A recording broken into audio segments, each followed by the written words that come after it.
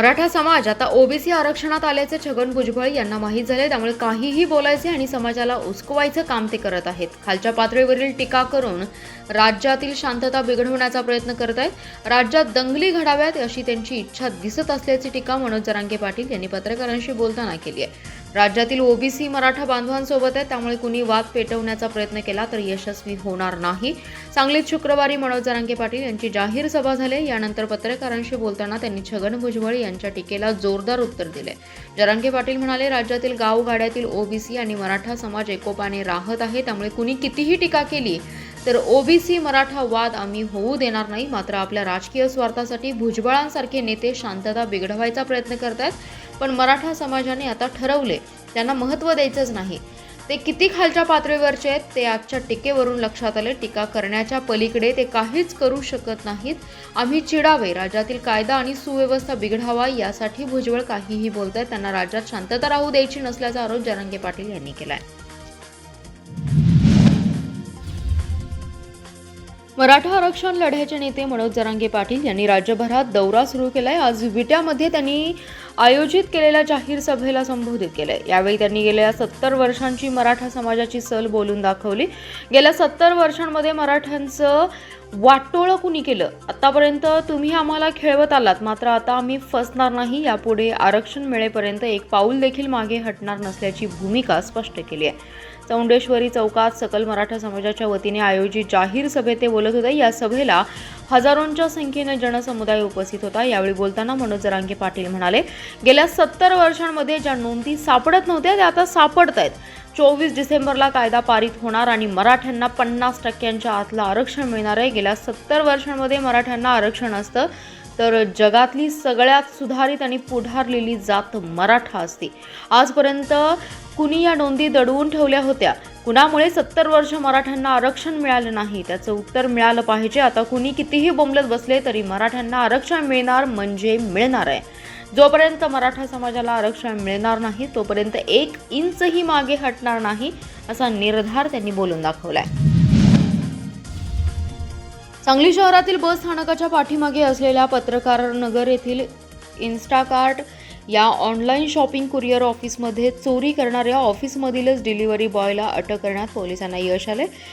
गणेश नागेश मदने असं अटक करण्यात आलेल्या कर्मचाऱ्याचं नाव आहे. त्याच्याकडून चोरीतील 14,12,630 रुपये रोख, 306 रुपयांची नाणी आणि एक दुचाकी असा एकूण 14,52,936 रुपयांचा मुद्देमाल जप्त करण्यात आला आहे.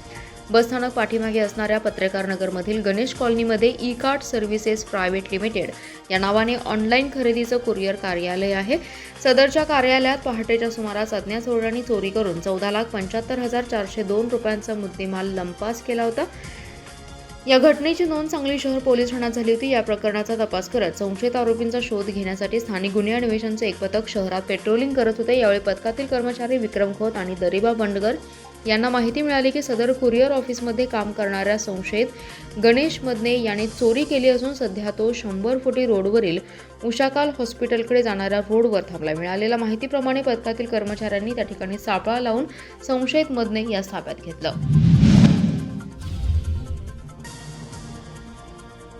आता आराम करून चालणार नाही, नाहीतर आपल्या लेकरांचं वाटोळं होईल. मराठ्यांना चहूबाजूंनी घेरले, एकतेची ताकद दाखवा अशी डरकाळी मराठा योद्धा मनोज जरांगे पाटील यांनी सांगलीत बोलली आहे. आपल्या लेकरांना भविष्यात त्रास होईल असं आपल्याला काही करायचं नाही असंही ते म्हणालेत.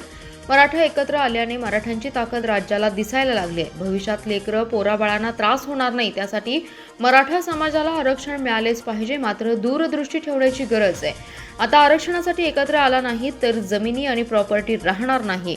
मराठ्यांचे कुणबी असल्याचे पुरावे सापडू लागलेत. सरकारनेही 24 डिसेंबरपर्यंतची वेळ मागून घेतली. मराठ्यांना आरक्षण मिळू नये असे काही लोकांचं कारस्थान आहे. मात्र आता गाफील राहून चालणार नाही. मराठा आरक्षणासाठी 1 डिसेंबरपासून गाव तिथे साखळी उपोषण करा, त्यासाठी गाव पिंजून काढा असं आवाहन मनोज जरांगे पाटील यांनी सांगलीत सभेत केले. तरुण भारत क्रीडांगणावर गरजवंत मराठ्यांचा लढा या आरक्षण मोहिमेअंतर्गत मराठा क्रांती मोर्चाच्या वतीने आरक्षणासाठी लढणारे संघर्ष योद्धा जरांगे पाटील यांची जाहीर सभा पार पडली आहे. भर उन्हात दुपारी 3च्या सुमारास सुरू झालेल्या सभेसाठी जिल्ह्याच्या विविध भागातून हजारो कार्यकर्त्यांनी गर्दी केली होती. विक्री केलेल्या जमिनीची अकृषिक आकारणी करून गुंठेवारी नियमाकुल देण्यासाठी 45,000ची लाच मागून चर्चेअंती 40,000ची लाच घेताना कडेगावच्या नायब तहसीलदारांना रंगेहात पकडण्यात आले. कडेगावच्या उपविभागीय अधिकारी कार्यालयात सदरची कारवाई करण्यात आली. सुनील ज्योतिराम चव्हाण असं लाचखोर नायब तहसीलदाराचं नाव आहे. त्यांच्या विरोधात कडेगाव पोलीस ठाण्यात गुन्हा दाखल करण्याची कार्यवाही सुरू आहे. तक्रारदार त्यांनी विक्री केलेल्या जमिनीची अकृषिक आकारणी करून गुंठेवारी नियमाकुल देण्यासाठी अर्ज केला होता. सदरची परवानगी देण्यासाठी नायब तहसीलदार सुनील चव्हाण यांनी तक्रारदार यांच्याकडे 45,000ची लाचेची मागणी करून चर्चेअंती 40,000 रुपयांची मागणी केली. याबाबतची तक्रारदारांनी आज शुक्रवार दिनांक 17 नोव्हेंबर रोजी सांगलीच्या लाचलुचपत विभागाकडे केली होती. त्यानंतर लाचलुचपतच्या पथकाने तातडीने कडेगाव येथील मध्यवर्ती प्रशासकीय कार्यालयात सापळा लावला. यावेळी संशयित सुनील चव्हाण यांनी तक्रारदार यांच्याकडून 40,000 रुपये लाचेची मागणी करून ती रक्कम स्वीकारताना त्यांना रंगेहात पकडण्यात आले. चव्हाण यांना ताब्यात घेऊन त्यांच्या विरोधात कडेगाव पोलीस ठाण्यात लाचलुचपत प्रतिबंधक अधिनियम अंतर्गत रात्री उशिरा गुन्हा नोंद करण्यात आलाय.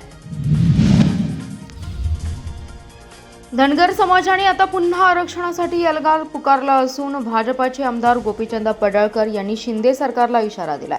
एकनाथ शिंदे, आपण राज्याचे मुख्यमंत्री आहात. आपली ओळख संवेदनशील नेता अशी आहे, तरी तुम्हाला राजधर्माची आठवण करून देण्याची वेळ माझ्यावर आली आहे. आपण मुख्यमंत्री पदाची शपथ घेतली, त्यात सर्वांसाठी सर्वसमावेशक नेतृत्व करणार असल्याची प्रतिज्ञा होती. धनगर समाजाच्या आरक्षण अंमलबजावणीसाठी शासनाने 50 दिवस दिले होते. आज ही मुदत संपली, तरी या मुद्द्यावर शासकीय पातळ्यांवर काही ठोस हालचाल दिसत नाही. फक्त विशिष्ट समाजासाठी आपली वाटेल ते करायची तयारी आहे अशी धारणा बहुजन समाजाची आपल्याबद्दल होती, अशी टीका पडळकर यांनी केली आहे. आघाडी सरकारने आरक्षण नाकारून धनगर जमातीवर अन्याय केलाय. शिंदेंच्या महायुतीच्या सरकारच्या नेतृत्वात धनगर आरक्षण अंमलबजावणी होईल ही आशा सामान्य धनगरांना होती, मात्र त्यांच्याकडून ही निराशा पदरी पडत आहे. समित्या गठीत करून धनगर समाजाच्या पदरात यातून काहीही पडणार नाही ही भावना सामान्य धनगरांच्या मनात निर्माण होतीये, असं पडळकर यावेळी म्हणाले. वेळीत योग्य पावले उचलावी आणि धनगर आरक्षणाचा मुद्दा निकालात काढावा, अन्यथा धनगर समाजाच्या संविधानिक प्रतिक्रियेला आणि आंदोलनाच्या रोषाला सामोरे जाण्याची तयारी ठेवावी, हा इशारा राज्यातील तमाम धनगर समाजाच्या वतीने मी तुम्हाला देत आहे. सर्व धनगर समाजाने 21 नोव्हेंबरला राज्यातील सर्व तहसील कार्यालये, प्रांत अधिकारी कार्यालय आणि जिल्हाधिकारी कार्यालयांवर जाऊन निवेदन द्यावं, असं आवाहन पडळकर यांनी केलं आहे.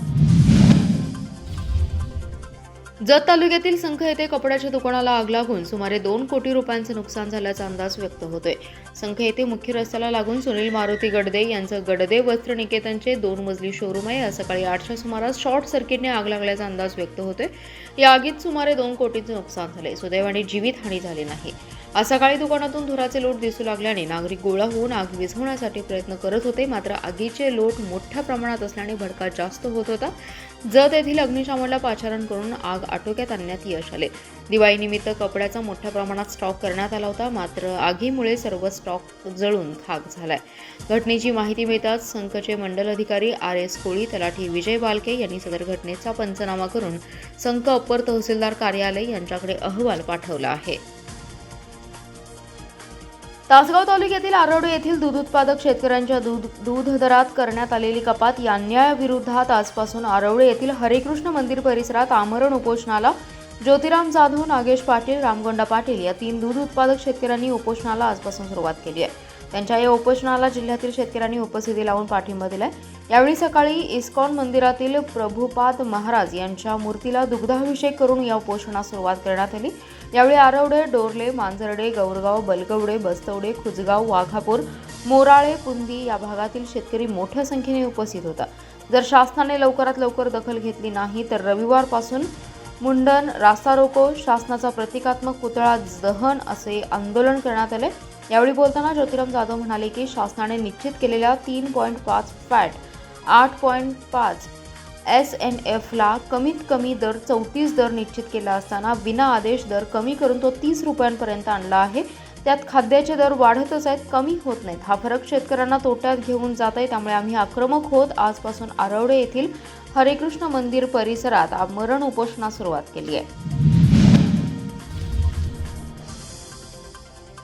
रत्नागिरी नागपूर राष्ट्रीय महामार्गावरील कवटेमंकाळ तालुक्यातील बोरगाव येथील टोल नाक्याजवळ स्विफ्ट डिझायर गाडी डिव्हायडरला धडक दिल्याने या झालेल्या अपघातात देशिंग येथील हेमकांत मधुकर काकडे हा जागीच ठार झालाय। ही घटना गुरुवारी रात्री 12 वाजण्याच्या सुमारास घडली आहे। हेमकांत काकडे हे स्विफ्ट डिझायर गाडीतून शिरढोणकडून बोरगाव येथील टोल नाक्याकडे जात असताना टोल नाक्याच्या पूर्वेकडील बाजूला अगदी थोड्या अंतरावर राष्ट्रीय महामार्गावरील डिव्हायडरवर जोरदार आदळली। यामध्ये हेमकांत काकडे हे जागीच ठार झालेत। राष्ट्रीय महामार्गावरील पोलीस शिंदे यांनी कवटेमहांकाळ पोलीस ठाण्यास अपघाताची माहिती कळवली। घटनास्थळी पोलीस हवालदार हसबे आणि अभिजित कासार तातडीने दाखल झाले। पोलीस ठाण्यात रात्री उशिरा अपघाताची नोंद झाली। अधिक तपास पोलीस करत आहेत।